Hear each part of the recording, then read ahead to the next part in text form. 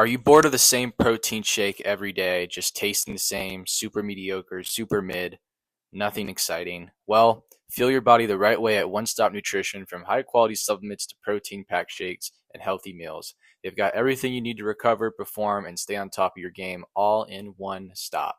Make sure you guys head over to One Stop Nutrition on Arizona Avenue. That's One Stop Nutrition, Arizona Avenue. Thanks for tuning in. Let's get right into it.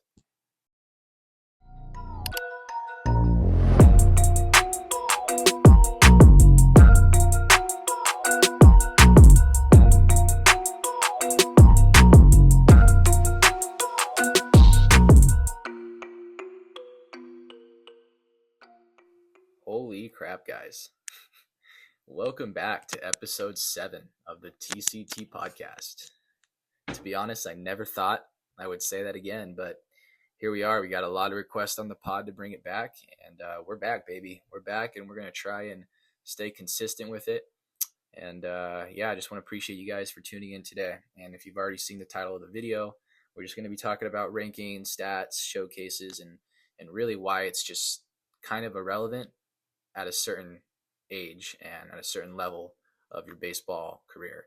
But yeah, I mean, again, with me as a coach and my coaching philosophy, I'm still fairly new, but my style is just simply saying it how it is. I like to speak the truth because I feel like as a coach, the more you say it how it is and give constructive criticism, it's really just going to help you in the long run, and it's going to help you become the best version of yourself, not only as a baseball player, but as a human being as well.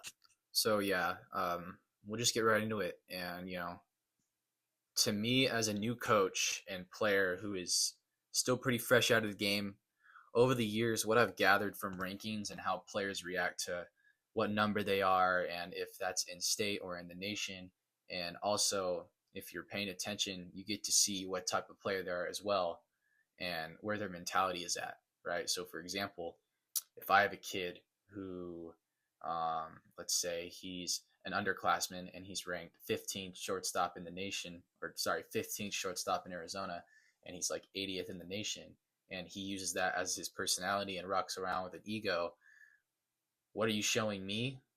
Obviously, you're immature and all you care about is clout, and that you're not fully developed as an athlete mentally, because baseball is the biggest mental game you could probably play. I mean, you need to be locked in mentally and have a well-rounded mindset with not just in the game, but outside the game. And what I mean outside the game is the rankings, the stats, how you talk to coaches. How are you treating your teammates? Are you a leader? Do they like you? Do your teammates like you? Are you a likable guy? Right? And I say outside, but I mean, I guess that technically is inside the game too. So, I mean, yeah. And I guess the best advice I can give for the other teammate who's on the other side and they're not ranked, and they're not going to perfect game showcases and playing every weekend and all this stuff, and they're noticing that their teammate is cocky, has a huge head, does everything for himself, not coachable. Asks yourself, is this the kid you want to look up to? Is this someone who you want as a leader? Is this someone who you want to lead the team just because that person's ranked on perfect game or whatever, right? And chances are too, that kid is probably not a coach's favorite. So I would probably stay away from him and, step up, show coaches that, you can be a leader and you can compete. Just simply outplay that dude because he's so caught up in his rankings and how many schools he's talking to and all that crap. But just outplay him and just be a dog. And I would just try and stay away from that dude as well. But yeah, just because you're ranked on perfect game or whatever it is doesn't make you a good leader at all. Because, again, rankings don't mean much, at least to me. They don't tell me much. I've met a lot of kids who are ranked pretty high and simply weren't impressive and weren't matching their rankings. And then I've met kids who were ranked very low and can easily compete and just flat out play. But another thing with rankings is that if, you got to think about this, especially with perfect game. If you're not going to every showcase and not playing in every tournament, you're not going to be ranked very high. Rather than a kid who plays in every perfect game tournament and plays in almost every showcase, more than likely that kid's going to be ranked higher than you because he's showing up to all those events, right? These numbers will never dictate who you are and what type of player you are. You have to go out and prove it. It's just that simple. Don't let a stat tell you what type of player you are. And if you do, and you're a guy who reposts your perfect game numbers 24/7 and your rankings, you probably, well, I won't say probably, you do, you do have a lot of growing to do in the room to improve mentally. Your mentality can't be based off stats. It just can't. Okay. And if you are ranked high and ranked pretty good nationally, that's awesome. I mean, good for you. If you can back up your rankings and how high you are ranked wise, then perfect. Then there's really nothing to say. Your rankings match. But if you're a guy who's, ranked high, but you can't prove it on the field, then you should probably take a step back and not let those rankings define you, because there's a good 20, 30 kids who are better than you, but they just don't play in perfect game showcases or tournaments. Showcases nowadays, they look at a lot of metric stuff, which I'm not saying they shouldn't. They definitely should. I mean, you should clock a 60 and, what's the guy's exit velo and know what their arm velo is, etc. But a lot of the time, a good chunk of that stuff doesn't really matter when it comes to the actual game. For example, right? For example, me as a coach, I would rather take a guy who can make routine plays, set the tone out there on the field, be a leader, and compete, rather than the metric guy who can throw 90 miles per hour across the diamond, 95 exit velo, runs a 6 flat 60, all that good stuff. But oftentimes, he's the same dude that literally boots balls, can't make a routine play, overthrowing their first baseman, not catching fly balls, not confident at the plate, etc. I'm simply looking for if you can just flat out play the game hard. I could care less about the metrics, the same way in the weight room. Numbers, metrics are good for a certain extent. If I'm training, they're great for an assessment, so I can evaluate each and every athlete I train and give them an individualized program, and then we go from there by training hard, lifting weights, doing what we have to do to get strong. I can care less about how fast I'm going in the eccentric, concentric phase with my lift. There's a whole chart for that. I already posted that, so I'm not even going to get into that. But yeah, it's that simple, guys. I mean, I'm seeing a lot too where parents are having their freshman kids playing in all these showcases and all these tournaments just so that their kid can have a high ranking on PG or PBR. But they don't realize what they're doing because, for one, in my opinion, I think it's a waste of time playing so much at that age and a waste of money, because all you're doing is playing, and you're not focusing on developing as an athlete, like getting stronger, building your athleticism. It's just playing games 24/7. And also by doing that, you're not showcasing much who you are as a player at that age, because let's be honest, you haven't peaked yet. You're still developing as an athlete. You're still trying to get more explosive, stronger. You're still learning the game, learning your body. I mean, shoot, bro, you can start out your freshman year as a center fielder, but also pitch on the side. And then once you get to your junior, senior year, you start to realize, like, hey, maybe I have a future more in pitching than being a position player. So then you convert to a PO and you focus on all the pitching metrics you need to focus on, like velocity, spin rate, getting outs, like whatever you need to focus on for pitching. I'm not really a pitching guy. I was a shortstop, so I don't know that much about pitching, but you get the point. If I had a chart on how you should go about your 4 years of high school baseball, your first 2 years, you should focus on the development, getting stronger, faster, more explosive, and just overall building your athleticism, because in this game, you need to be athletic. Baseball requires all different types of motor functions. You ever notice in like a PE class where you guys are playing football one day, or you play soccer, kickball, basketball, volleyball, whatever sport it is? I'm sorry, but baseball players are most likely going to be really good at it. And it's not an opinion. it's simply just a fact, man. I mean, you can look up videos of Mike Trout, shooting a 3-pointer effortlessly like 3 times in a row, and then Bryce Harper hitting a golf ball 400 plus, and then you can watch Giannis Antetokounmpo, an MVP, a great player in the NBA, trying to hit a ball off a tee. Like, you know what I mean? So without trying to get too off track here, my point is you need to be athletic to play baseball. So if you're a youth guy, who's like 12, 13 years old and you find yourself playing tournaments every weekend and it's just baseball, baseball, baseball, I highly recommend parents get your kids to build different motor functions. I've talked about this on one of my videos I posted on Instagram about the different stages of training and how I go about it at TCT. But get them to build different motor functions, get them to play different sports. If it's football or basketball, soccer, volleyball, whatever it is, get them to build those different motor functions. That way, when they get into their freshman, sophomore year, they will already be ahead of a lot of kids in their class because instead of playing every weekend and wasting money on pointless tournaments, you're focusing on athleticism, getting more explosive. And now your son is standing out and he's a coach's favorite just on how well he plays the game and his athleticism, and then the mental game is developing a relationship with your coach, getting to know him. That's a whole nother thing.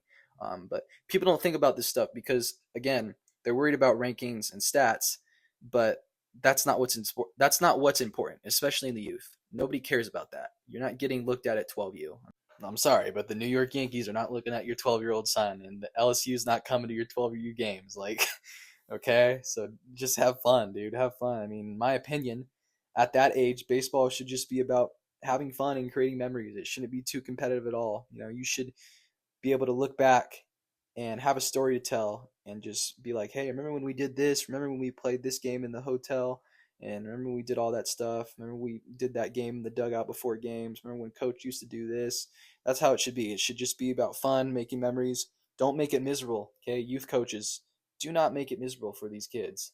Let them have fun, man. Let them do whatever they want to do with their, eye black.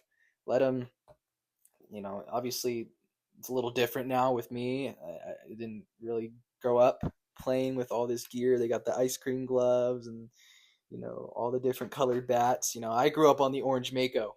That's the best bat out there. Okay, the orange Mako or the yellow Easton, dude. That's what I grew up on. That is what I grew up on. But it's just funny how times have changed, and I also grew up on the rope necklaces. Those are so awesome. We need to bring those back. We need to bring those back. But yeah, just make it fun.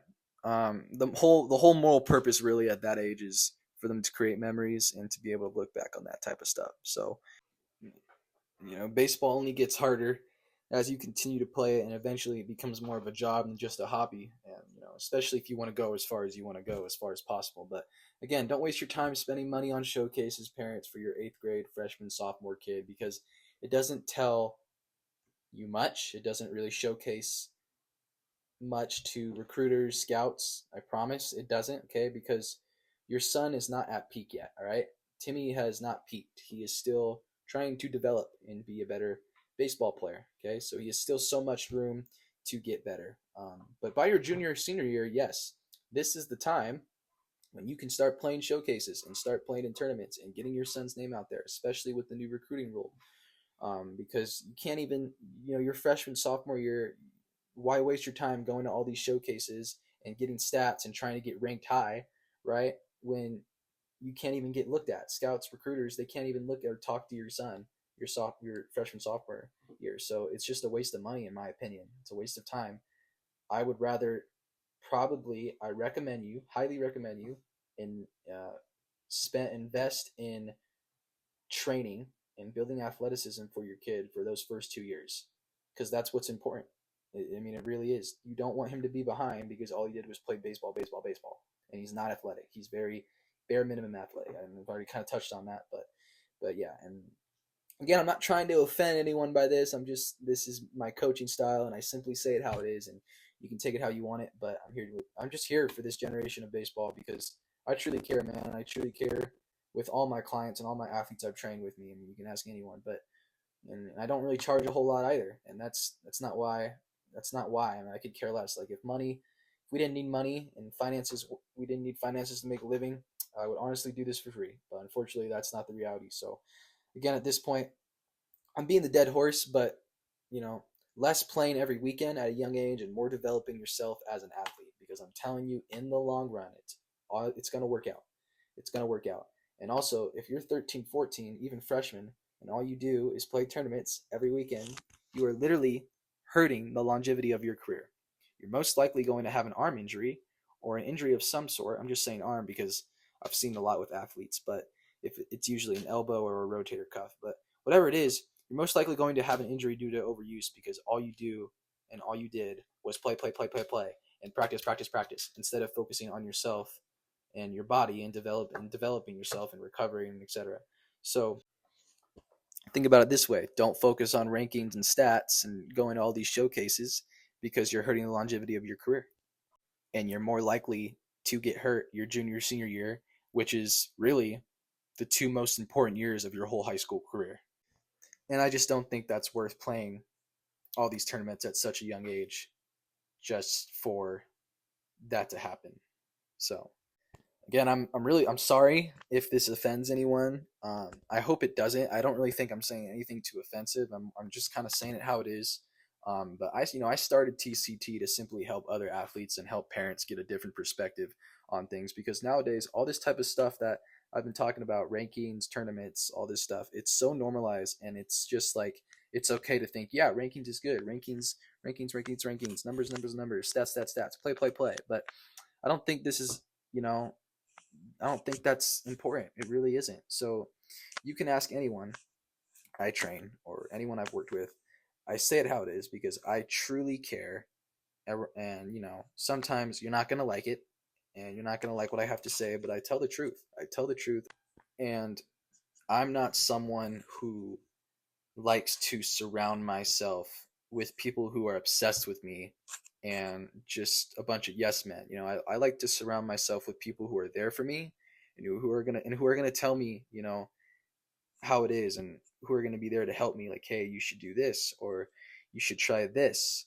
Maybe you should stay away from that, right? Like, I'm gonna surround myself with those type of people because that's how I'm gonna grow. That's how I'm gonna become the best coach I can possibly be and the best version of myself, right? Um, Always be a sponge.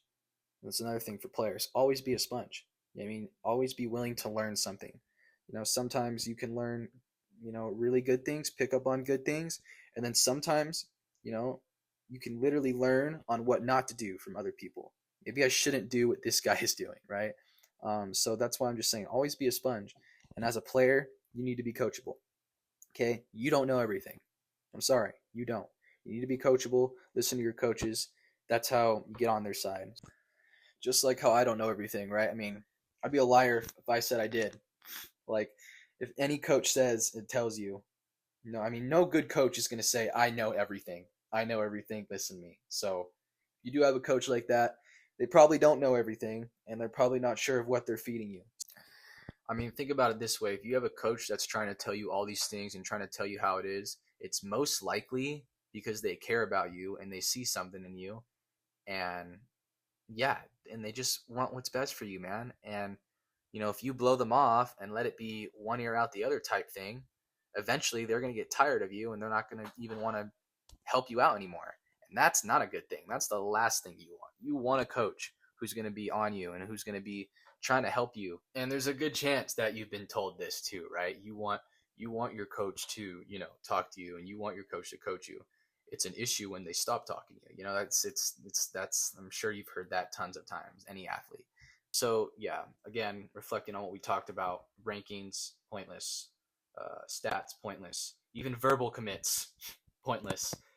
Yeah, I said it, verbal commits. I think it's funny when kids post their verbal commits on social media because it doesn't mean anything. Okay. What that is basically saying is that you are committing to a school, but they have not committed to you. And then they decommit and they try and find other schools. It's just a joke. Don't post your verbal commit, okay? That's another thing, guys. Don't post your offers on social media.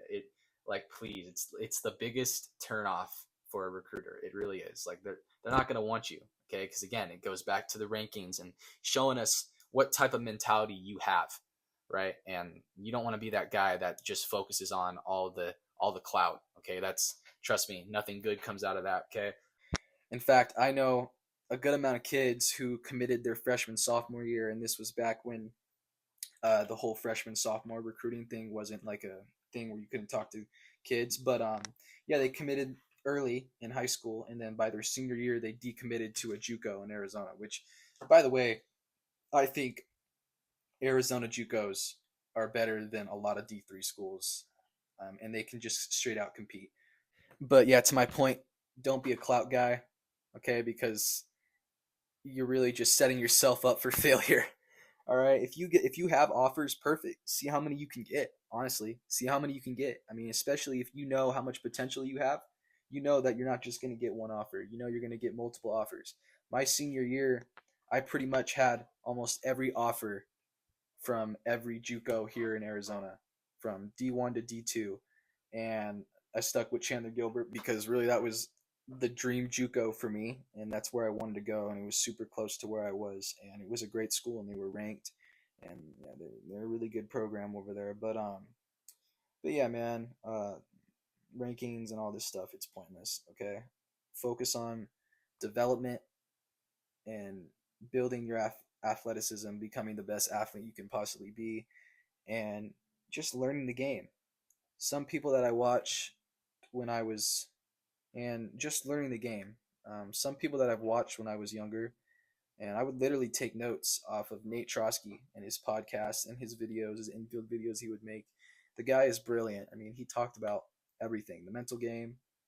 He touches on a lot, which I'm huge on, and I got a lot of information from him. And then ABCA baseball, another great program, and also one of my coaches that coached me in college. His name's Dave, and he's a great dude. He's always been there for me, and one of the best coaches I've really been coached by. And he just absolutely loves the game and knows the game very well. He's a great mentor, and his passion is also to just help kids get to the next level and reach their goal, just like mine. And I don't even know if I've told him this, but he's the whole reason why I became a coach. So shout out Dave Packanier. And yeah, again, guys, thanks for watching today. We're gonna start doing more TCT podcasts. We're gonna bring it back, and we're gonna have a bunch of guests on too. So stay tuned for that. Still trying to figure out the camera thing. I know that there was no camera today because it was just me talking, so I didn't really think there needed one. But yeah, guys, again, thanks for watching. Hope you guys learned something out of this today. And yeah, see you guys in the next one. Take it easy.